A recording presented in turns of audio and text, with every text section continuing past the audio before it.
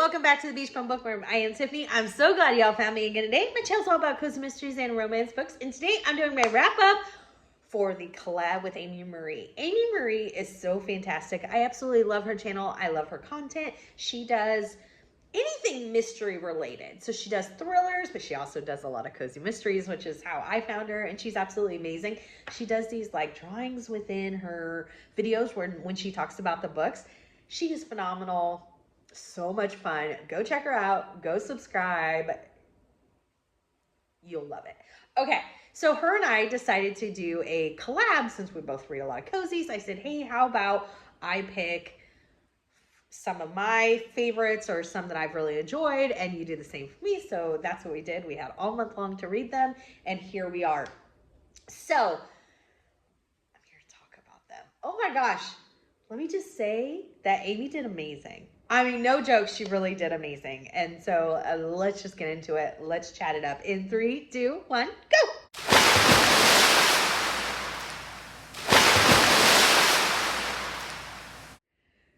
All right, before we get into these, don't forget to hit the like, subscribe, and notification bell. Notification bell is going to tell you when I put out new videos each and every single week so you don't miss anything. The subscription keeps my channel growing. I can't thank you enough for that.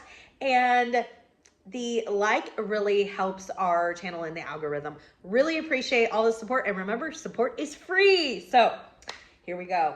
The first one that I finished, I love this. It was the new series by Amanda Flower. I'm a huge Amanda Flower fan. Her Amish Candy Shop is one of my favorite series of all time. And it's also a series I gave to Amy Marie. So I'm really hoping she likes it. Okay. This one is her new Emily Dickinson. So it is a historical, because I could not stop for death right here. I really like this. One of the reasons I really liked it. So our main character is Emily Dickinson's, or that family's, housemaid. And she's a young girl. And at the beginning of the book, her and her brother are really taking care of each other. Both their parents are out of the picture. And she got this new job, so she's staying at the Dickinson's house, and he like climbs through her window and he's telling her about this new job, and she's like, you can't even be here. People are gonna think that I have a man in my room, all this stuff and everything. And he's like, oh, this job is really gonna take us places and this and that.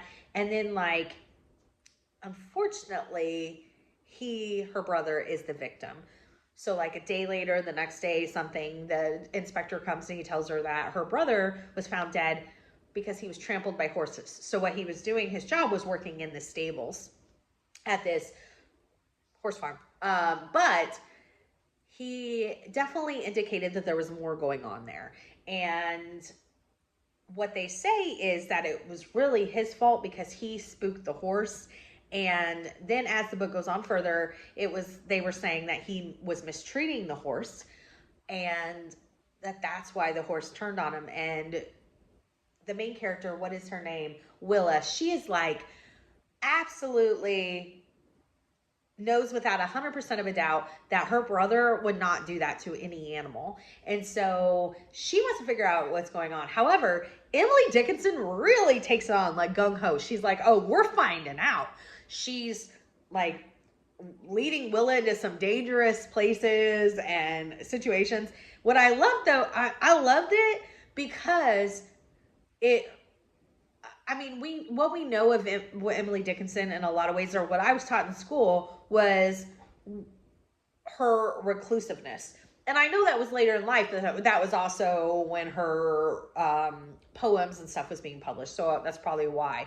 But like, it was a totally different person than what you had learned about. She was direct, she was assertive, she was, really gung-ho, just nothing like you would expect. And I absolutely loved it. We'll say the theme is very much of its time. This is a historical, it's 1855. So there is a darker theme as a plot, but in the time period, it definitely fit.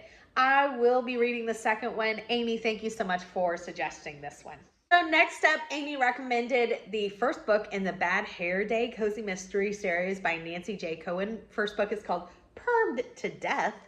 This is a series I was so excited when she recommended, because I have been dying for a hair salon cozy, because a hair salon or any kind of salon like that seems like the perfect place of a setting for a cozy mystery. I mean, it just lends itself to being a great setting. All right, so I ended up giving this 3.5 stars. I will definitely continue. So this features hairstylist Marla Shore, and at the beginning of this book, she has a customer coming in, and you could tell this customer kind of, you know, grates on her. She's like, oh gosh, I gotta, you know, blah, blah, blah is gonna be coming in. And this lady is very snooty, very likes to feel like she can make demands and different stuff like that. And so she's like, please give me my coffee and my special creamer, which her special creamer is powdered like regular creamer. So I thought that was funny. But anyways, I guess because it's kept separate and only she uses the powder, but okay, I digress. Anyways, so Marla gets her cup of coffee, and she's like, hey, she puts her under like the, you know, the big dryer thing. And she's like, hey, while you're drying, I'm going to go take some care of some stuff in the storeroom. And she comes back, and the lady slumped over dead. Yeah. The creamer that she thought was so special, the powdered creamer, it's been poisoned with, I think it was rat poison. Doesn't really matter. But anyways, it was poisoned. And so as we get in more into the story, we find out that this lady had something on Marla, and Marla was doing her hair for free. And really those demands were something she could do because she held, again, something over Marla. I really, really enjoyed it. We'll definitely read the second one. The reason I ended up giving it 3.5 stars is because so the murder took place in the hair salon, but then because of that, the hair salon had to close, and you didn't see as much interaction in the hair salon. And I'm sure, you know, she has a ton of books in this series. So what I'm looking forward to, and why I'm going to continue reading, is most of the murders are probably going to happen outside of the salon, and all the investigation and the gossip and the boop boop yapping to the jaws will be done in the salon, which is what I'm so excited about. I cannot wait for. I loved this suggestion. Thank you so much, Amy. Next up, A Glimmer of Death. Right here. This is the first book in the Odessa Jones series. This is by Valerie Wilson Wesley. Loved it. Gave it 4 cups of coffee. I cannot wait for the next one.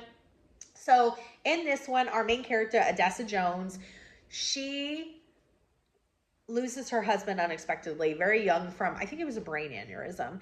And they owned a catering business together. It was just starting off, but it was doing very well. But, you know, in her grief and everything else, she kind of let that fall on the wayside. She just didn't feel like it was something she could do without him. And so she took this job at this realty place. And the realtor, the owner, is really shady guy. His name is Charlie Rizzo. So he is doing some shady dealings, but he also treats his employees very poorly. And he does stuff like, if they don't make the sales that he feels like they should, he'll like call them into the office and like pull out a handgun and like threaten them. Not like threaten to shoot them, but like he'll put it on the table like in front of them, you know, and like kind of mess with the gun and play with it. He'll say afterwards, oh, it's not loaded, so you don't need to be, you know, scared or anything. But yeah, that's scary, dude. That's yeah. So Odessa's like, oh, I just have to, you know, make this work though, because I'm, you know, this is what I have going for me right now. And Charlie ends up dead. There was a ton of suspects because, again, Charlie wasn't up on the up on up when we find more and more out about Mr. Charlie Rizzo. He was killed with the gun that he always messes with, that he always said wasn't loaded. Well, you got that one wrong, Charlie, unfortunately. I really, really love this. On top of all the other stuff I mentioned, Odessa has like the second sight ability. I loved this piece. I'm not really a huge paranormal fan, but this was very light. It would just be like, she would like smell something and it would remind her of something. She called them glimmers. I loved it. Her aunt also really into second sight and can predict like lottery numbers and different stuff. But I loved her character. I can't wait to read more of this. I know there's 3 out and I'm going to be moving on to number 2. This was a great suggestion. Really loved it. So next up is Murder in a Scottish Shire. It is right here. This is the first book in the Scottish Shire Cozy Mystery series. This was a fantastic fantastic suggestion, Amy. I loved it. This is by Tracy Hall. I gave this 5 huge cups of coffee. Loved, loved, loved it. Okay, so our main character is Paisley, and Paisley has a young son named Brody, who I really enjoyed. And in this, Paisley owns Cashmere Crush, which is this yarn shop. She also does like sip and knits, which is really fun. And then she also sells product that is made, so like sweaters, scarves, that sort of thing. So a lot is thrown at Paisley in the first part of this book. So Paisley is trying to get her son to school on time. She's a single mom. The headmaster at this school is always giving her a hard time. He goes at it through like threatening Brody with detention for being late, but he's giving the family a hard time about, you know, tardiness. And she's, like I said, she's a single mom just trying to keep everything together. Okay. And so she's got that going on, which leads her to a lot of anxiety trying to make everything run smoothly in the mornings. And then this detective knocks on the door of Cashmere Crush and they're not open. And the detective is going to make him late for school. And Brody's like, don't answer the door. We got to go to school. She's like, well, they already saw me. This detective says, I found your grandpa sleeping in the park. Now, her grandpa is like her long lost grandpa because she lived with her gran, who is now deceased, but her gran and the grandpa had been separated for years. I don't know if he ran off or it sounds like they were still married, but he was out of the picture. Well, he was out of the picture for sure. So he is very long lost. Apparently, it kind of tells you later that maybe he had an affair right before they were married, but they might have still been courting each other or dating at the time that he had this affair because he has a son. So the wife finds out a couple years in the marriage that he has a son that's like just a few months younger than their son. So that's what caused this big rift. So he's been out of the picture for a very long time. And this detective says, well, hey, we found him sleeping in the park. And he's very curmudgeoned, and I end up loving him. He's just so funny. He's not my grandpa, so I can say that. If he was my grandpa and he kind of behaved and said some of the things that he did, it might be a different story, but he's fiction, so I love him. He is staying with Paisley and Brody, and it's a big adjustment for them, and he's kind of helping out the shop. I mean, you know, helping, so to speak. And he really does come in handy throughout the book, though, because Paisley needs to leave the shop a lot to investigate, because what happens is, so in that same morning that the grandpa is dropped off and she's running late to drop Brody off at school, she's supposed to have an interview for an employee that was a former employee already. So the employee worked for Cashmere Crush, and then she got a boyfriend, and her and the boyfriend moved to another town, and now she is back. And she emails her and says, you know, hey, Paisley, can I come back and work part-time? So she tells her to come in. Her name is Isla. She tells her to come in at, you know, this time in the morning. Well, that lady doesn't show up. And so Paisley's like, this doesn't seem right. Isla is responsible. She wouldn't have done it, you know, that sort of thing. So she goes looking for her, and she finds her body in her home. And Isla had heart trouble, and her medication is sitting right next to her. So at first, we're trying to figure out whether, you know, maybe she had some sort of medical situation happen. But no, alas, she was murdered. And so Paisley is going to figure out what's going on. I loved everything about this. The setting, it's Scotland. I loved the grandpa. I loved her little boy, Brody. I absolutely loved her. Her best friend, Lydia, is really fun. I can't wait to read more. This was out of the park. Nailed it. The last book is A Slice of Murder right here. This is by Chris Cavender, and I am currently reading it. So what happened was, I really would never not read something for a collab that I put that, you know, I was doing. However, I realized that the video won't go up till the 27th. So in my head, I was like, oh, well, I have plenty of time. But I only film on Sundays because of my work schedule. So then when I realized, well, I have to film it on the 20th for the 27th, I was like, oh my gosh. So I'm like 60% in. So I'll just tell you about what I've read so far. It's fantastic. I loved it. This one And Murder in a Scottish Shire are by far my favorites. I loved everything that she suggested. So this one, let's talk about A Slice of Murder. It takes place in a little town in North Carolina, and our main character is Eleanor. And Eleanor owned a pizza shop with her husband, and he was killed in an accident. And so now she's running the shop on her own, and one of her pizza delivery boys called off, and she's like, I think he's lovesick. He calls off with the flu, but she's like, I think he just wanted to spend time with his girlfriend. But she knows how teenagers are. She's okay with it every once in a while. So she decides, she gets a call kind of late in the evening, and she's like, you know what? I'll just do the delivery on my way home. It's no big deal. So she makes up the pizza, and she's going to do the delivery herself, which is completely unusual. But again, her delivery person called off. And so when she goes to the home to deliver the pizza, she finds the person dead. Well, that person and her, he had got kind of handsy with her at like a festival. There was a festival, and it was like outside of a beer tent at the festival. And she had to like put him in his place. And when I say put him in his place, she like smacked him. Okay. And so what I'm saying is, a lot of people in the town know that they've had this quarrel. They've had this interaction. It was public, right? So then she finds him dead, and they're like, oh, that's convenient. Or, Eleanor, did you off him? Well, clearly she didn't off him. People are like, was the pizza poisoned? She's like, he was dead when I got there. He didn't eat the pizza.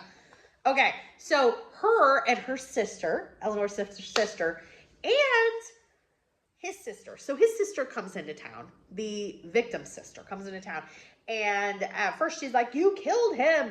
And Eleanor's like, I can assure you I didn't. So now they've kind of teamed up. Well, then the other thing that we got going on is that the sheriff investigating the crime in this small town is Eleanor's ex-boyfriend. And although they aren't chummy anymore, they're not like enemies, but he's being, I know it's a job to do, but he does seem to be like trying to stick it to her at the same time. Maybe not put her away from murder, but giving her a hard time. Yeah. So I am loving it. This is moving towards a 5-star read. I'm so sorry that I did not time it out better where I finished the book. I feel very guilty about that. In my head, I thought I had 7 more days, and I was like, I am way above the curve because I'll probably finish this today. And I will finish it today, but I still had to get my filming done. So there you go. It's on me. I can't wait to hear what Amy Marie thinks of the suggestions I made for her. So make sure you go check out her video. I will put her thumbnail at the end of this, and then after her video goes up on the date that we're supposed to, on the 27th, when you see these, I will put her link to her video so you can go straight to her video. Thank you so much, Amy, for doing this collab with me. It was so much fun. I loved it. I love your channel. All right, everyone. Give me a big thumbs up for this video. And until next time, may all your future reads see 5 stars. Bye, everybody. Hey, everybody. I'm just popping in really quick because I wanted to put Amy Marie's thumbnail at the end and make sure that I, once again, told you to go watch, go subscribe. She is absolutely amazing. Amy, thank you so much for doing this. I might have you pick my TBR again sometime because you did fabulous. Thank you. I had such a blast working with you. And I wanted to tell you I finished the pizza, A Slice of Murder, and I ended up giving it 4.5 stars. Absolutely loved it. Can't wait for the next one. That one and the Murder Scottish Shire one was my absolute favorite. Loved all of them. Thank you. And until next time, may all your future reads be 5 stars.